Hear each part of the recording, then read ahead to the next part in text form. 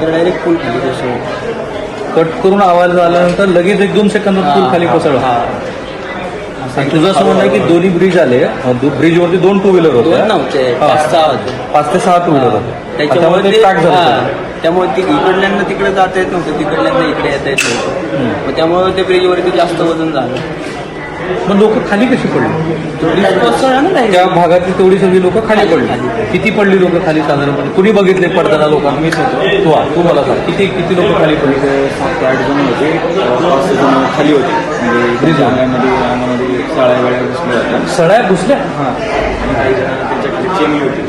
आणि आमचे पण पाय रुतले होते, पण आम्ही निघलो बिटं काढून. त्याच्यामुळं आम्हाला तेवढ्या जणांना काढता येत. तुझा तो व्हिडिओ मला दाखव. तो व्हिडिओ मी त्याच्याकडे घेणार आहे. तो व्हिडिओ मी प्रेक्षकांना दाखवेल. तो जरा व्हिडिओ मला दाखव. दीपकनी मगाशी काय, तुम्ही कुठे होते? तुम्ही मगाशी म्हणले नाही पुढे होते, ते ब्रिजच्या पुढे होते. पुढे निघून होतो गाडी क्रॉस झालं नंतर मी वापस होतो सर्व. पण हा सगळा ब्रिज किती लांबी सर? साधारण 50 फुटाचा. तू कुठे होता? आम्ही सगळे सोबत होतो. बघा, हे 6 तरुण मुलं हे माझ्या दृष्टीनं पुरावा म्हणून महाराष्ट्र सरकारला नेमकी घटना कशी घडली त्यासाठी पुरेसे आहेत. अर्थात अनेकांची स्टेटमेंट्स घेतली जात आहेत. तर हे जे सांगतायत ते सत्य, कारण 6 जणांपैकी हे दोघं चक्करून पडले होते. त्यामुळे बाकीच्यांना माहिती आहे. पण तू असं म्हणाला की किती लोक खाली पडले म्हणून? 5-6 जण होते, म्हणजे जास्त पडले, पण त्याच्या खाली 5-6 जण होते. आम्हाला त्यात दिसली. खूप जण पण गेले. तुझ्या डोळ्यासमोर किती वाहून गेले? आम्हाला वाहून दिसलीच नाही, म्हणजे आम्ही वाहून जाणार. ओके. अशी ती ब्रिजला जाळी होती. आणि ब्रिजचा कन्सेप्ट कसं, पाण्याचा फ्लो असा होता. 4 फूटचा ब्रिज असेल. हे पूर्ण 7 ते 8 थोडं मोठ्याने बोल. 7 ते 8 फूट जाळी असेल त्या ब्रिजला. तर ब्रिज जेव्हा क्रॉस झाला ना, पूर्ण असा खाली पडला. जे ब्रिजवरती 60-70 लोक होते पूर्ण असे खाली जातात. ओके. म्हणजे फ्रंट आणि बॅक साईडला कॉर्नरला होती ना, ती लोक म्हणजे काही अडकली त्यामध्ये, काही पुढे साईडला इकडे गेली. पण आम्ही फ्रंटला होती सगळी, मी थोडं पुढे होतो. त्याच आमच्या जे बाकीचे जे मेन ब्रिजवर होते, प्लेयर होते ब्रिजवर, तो ब्रिज पूर्ण उलटा झाला. ओके. सगळी खाली गेली. थोडं पलीकडे सर, मला बसू द्या. ती लोक सगळी खाली गेली. पुढे पूर्ण उलट झालं. त्यानंतर जेवढी जमल तेवढे तिथले 2-4 लेडीज त्यांना बाहेर काढलं. बाकीच्यांचं काहीच कळत नाही, त्यांचं काहीच कळत नाही. तुम्ही ज्या वेळेला, कारण आता हे दोघं हे त्याचा पाय नाही, पण तुम्ही मागं वळून जेव्हा बघितलं तेव्हा काय दिसलं? वापस बघतो काय तर ब्रिज खाली गेलेला होता. आम्ही पळत तिथं आलो तिथून. मग आम्ही पळत बघितलं आणि ह्याच्यावरती माणसं पडलेली होती, ते खाली होती पडली. किती माणसं दीपकवर पडलेली? 10 ते 12 लोक एका होती. काय होतं, ब्रिज जो पडला तो फ्रंटचा भाग होता. फ्रंटच्या भागावरती लोकांनी उड्या मारल्या, खाली होती सगळ्या. त्यांच्यावरती 10 ते 12 लोक होते. सगळी साईडला काढली. त्याचा पाय काही सापडत होता, त्याचा पण पाय खाली अडकलेला होता. त्या सगळ्यांना बाहेर काढलं.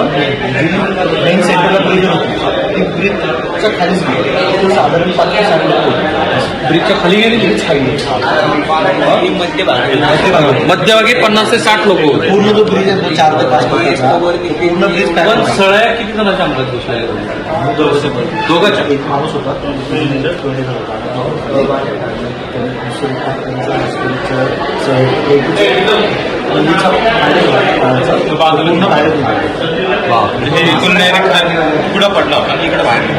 आणि आम्ही जे आता रेकॉर्ड स्टेटमेंट करतो तसंच पोलीस दलाचं सुद्धा आता ह्यावरती स्टेटमेंट रेकॉर्ड करण्याचं काम सुरू आहे. का महत्वाचं आहे तर ह्या मुलांनी जे स्वतः अनुभव घेतला, कारण हे बघा यांच्या पायाला जखम झालेलीच आहे. हा नॉर्मल वॉर्ड आहे, ज्या वॉर्डमध्ये हे पेशंट आहेत. त्यामुळे यांचं म्हणणं मी घेऊ शकतो, जो स्टँडर्ड प्रोटोकॉल आहे तो फॉलो, जसं पोलिसांचा स्टेटमेंट रेकॉर्ड करतो. मी राहुल कुलकर्णी, NDTV मराठी, पुणे. सध्याची ताजी दृश्य आपण बघत आहोत. सध्या या ठिकाणी बचाव कार्य सुरू होतं, मात्र काही वेळापूर्वीच इथं बचाव कार्य हे थांबवण्यात आलेलं आहे. अंधार पडलेला आहे आणि जो पुलाचा सांगाडा होता तो या क्रेनच्या सहाय्याने आता एक साईडला केला जातोय. या दृश्यांमध्ये आपण पाहतोय बचाव कार्य जरी थांबवण्यात आलं असलं तरी जो पुलाचा सांगाडा आहे तो कुठेतरी बाजूला करण्याचे प्रयत्न केले जात आहेत. पाऊस देखील पडतोय हळूहळू आणि त्याचमुळे बचाव कार्यात मोठी अडथळे निर्माण होत आहेत. पुलाचा जो सांगाडा होता तो सध्या बाजूला काढण्याचं काम या क्रेनच्या सहाय्यानं प्रशासनाकडून केलं जात आहे. ही थेट दृश्य आपण पाहतोय. अगदी काही वेळापूर्वीच या ठिकाणचं बचाव कार्य हे थांबवण्यात आलेलं आहे. दरम्यान मृतांच्या नातेवाईकांना 5 लाखांची मदत देण्यात येणार असल्याची माहिती पुण्याचे जिल्हाधिकारी डॉक्टर जितेंद्र डुडी यांनी दिली आहे. तर नागरिकांनी काळजी घेण्याचं आवाहन देखील ते करतायत.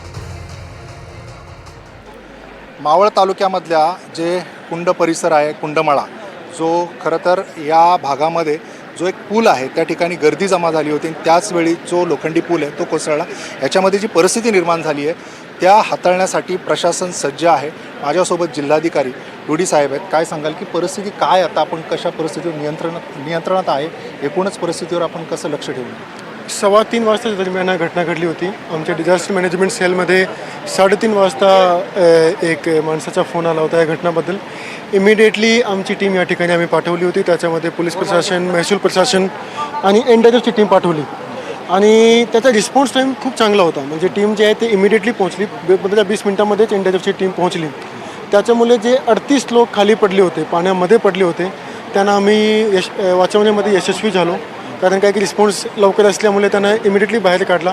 अनफॉर्च्युनेटली 2 लोकांची बॉडी जी आहे ते मला आता मिळाली आहेत. 2 लोकांचा शोध अजून चालू आहे आणि जवळपास 250 लोकांची टीम या ठिकाणी सध्या कोऑर्डिनेशनमध्ये काम करत आहेत. आणि जेव्हापर्यंत आम्हाला 100% खात्री होत नाही आहे की आम्ही सर्व लोकांचा शोध केलेला आहे तेव्हापर्यंत हा रेस्क्यू ऑपरेशन कंटिन्यू राहणार आहेत. याची पार्श्वभूमी अशी आहे की मोठ्या प्रमाणावर हा पुलावर लोक आले होते. याची कॅपॅसिटीची पेक्षा जास्त संख्येने लोक आले होते. आम्ही 10 दिवसाआधीच जिल्हाधिकारी म्हणून डिझास्टर मॅनेजमेंटखाली आदेश काढला होता की अशा प्रकारची जी पर्यटनस्थळी आहे त्या ठिकाणी आम्ही बंदी घातलेली होती पर्यटनाबद्दल. आणि या ठिकाणी त्याची अंमलबजावणी करण्यासाठी आमचे 2 कॉन्स्टेबलसुद्धा होते. या ठिकाणी आमचा बोर्डसुद्धा होता की यातल्या प्रकारच्या पर्यटकांना बंदी आहे आणि तरीही काही पर्यटक जे आहे ते पुढे आलेले. आणि तर पूल दुर्घटनेतील पर्यटकांचं बचाव कार्य करण्यात आलेलं आहे. वीरा अँब्युलन्स सर्व्हिसेसच्या शाहरुख यांच्या प्रयत्नांमुळे 40 लोकांना रेस्क्यू करण्यात यश आलंय. शाहरुख यांच्याकडून पर्यटकांना थरार जाणून घेतलेला आहे. आमचे प्रतिनिधी राहुल कुलकर्णी यांनी आपण तो पाहूयात. नमस्कार, मी राहुल कुलकर्णी, NDTV मध्ये तुमचं स्वागत आहे. आणि हे वीरा अँब्युलन्स सर्व्हिसेसचे शाहरुख आहेत आणि शाहरुखनी थोडक्याने किती लोकांना शाहरुख तुम्ही रेस्क्यू केलं? 20 ते 25 लोकांना आम्ही रेस्क्यू केलंय. हां, त्यातले काही 20-22 जण आम्ही इथे आणलेत. बाकी अथर्व हॉस्पिटल आणि पवना हॉस्पिटल या ठिकाणी शिफ्ट केले. ओके. त्यातले काही 3 डेड बॉडीज होत्या आणि आता अजून 2 डेड बॉडी रिकव्हर झाल्यात. तर माझी गाडी आहे ती घेऊन येते. म्हणजे एकूण 5 डेड बॉडीज झाल्या तुमच्या ह्याच्यामध्ये. आमच्या ह्याच्यामध्ये बघा, ही सगळ्यात मोठी ब्रेकिंग न्यूज आहे आणि खूप दुःखद आहे की शाहरुखच्या वीरा अँब्युलन्स सर्व्हिसेसनी आतापर्यंत 5 डेड बॉडीज, ज्याच्यामध्ये मला वाटतं 2 छोट्या बाळांच्या, एक छोटा बाळ आहे. हा. आता आम्ही एकाला घेतलंय गाडीत. ती गाडी येते इकडे घेऊन. ओके. आणि पहिल्यांदा शाहरुख तुम्हाला जो कॉल आला तो किती वाजता आला 3 होता? ते 3:30च्या दरम्यान कॉल आला होता मला. 3 ते 3:30 दरम्यान. 3:30च्या दरम्यान. तर ओके. आमची 10-12 लोकांची टीम आहे. 9-10 गाड्या आहेत आमच्या. आम्ही सगळ्या तिथे गेलो आणि टोटल सगळ्या बॉडी पेशंट जेवढे काय असतील सगळे इकडे घेऊन आलो. आम्ही सगळे मोफत केलंय. त्यात काय नाही, हे फारच, आणि हीच माणुसकी आहे की शाहरुखने दाखवली. त्यासाठी शाहरुखचं खास कौतुक. पण शाहरुख, ज्यांच्या जखमा आहेत त्या जखमांचं स्वरूप काय आणि लोक काय गंभीर सांगतात? जखमा आहे भरपूर जणांना. पूर्ण हाडाचे पाय फ्रॅक्चर झालेत. डेड बॉडीचे एकाचे तर बोट पूर्ण कट झालेले आहेत. बोटं कट? बोट कट झालेले. तिथेच बी डेड बॉडी होती. पूर्ण बोट कट झालेली होती. ब्रिजच्या मध्ये अडकले असतील बहुतेक. बाकी जखमींचे तर इतकी गंभीर, काही जणांचे 4 ते 5 जण मी बघितले इतके गंभीर आहेत की त्यांना गंभीर आहेत म्हणजे डोक्याला मार? डोक्याला मार आहे पूर्ण. म्हणजे त्यांना स्टेबलच नाही आहेत ते. त्यांना पण म्हणजे सिरियस कंडिशन मध्ये ICU मध्ये आता 10 ते 15 लोक अथर्वच्या ICU मध्ये ऍडमिट आहेत. 10 ते 15? 10 ते 15. ही एक मोठी पुन्हा ब्रेकिंग बातमी आहे. दुर्दैवाची घटना आहे की जे शाहरुखने आता सांगितलं. कारण शासकीय व्यवस्थेमध्ये येण्यापेक्षा काही लोक हे खाजगी व्यवस्थेला जास्त प्राधान्य देतात आणि शाहरुखच्या मताप्रमाणे कमीत कमी 10 ते 12 लोक हे दुसऱ्या ICU मध्ये भरती आहेत. बरोबर शाहरुख? बरोबर. हे तुम्हीच नेलेत? हो, आम्हीच नाही. आमच्याच गाड्या गेल्या टोटल. ओके. मला एक सांगा की तिन्ही रुग्णालयामध्ये मिळून तुम्ही किती कर पाहुणा 40च्या आसपास आम्ही पेशंट नेले. 40च्या आसपास 40च्या आसपास पेशंट नेले. आणि त्यातले किती गंभीर आहेत? त्यातले साधारण 8-9 गंभीर आहेत. 8 ते 9 गंभीर 8 ते 9 गंभीर आहेत. आहेत. आणि 3 डेड बॉडी तुम्ही इथे आणल्यात, आणखी 2 येत आहेत. 2 येत आहेत. राईट. तर ही जी गंभीर घटना आहे त्याबद्दल शाहरुख थँक्यू. या घटनेबद्दलचं वार्तांकन आमचं सुरूच आहे आणि तोच प्रश्न आम्ही विचारतोय. जर हा पूल एवढा धोकादायक आहे हे माहिती होतं तर मग त्या पुलावरची वाहतूक का चालू ठेवली?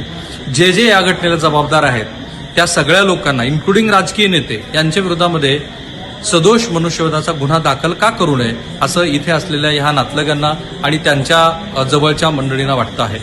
मी राहुल कुलकर्णी, NDTV मराठी, पुणे.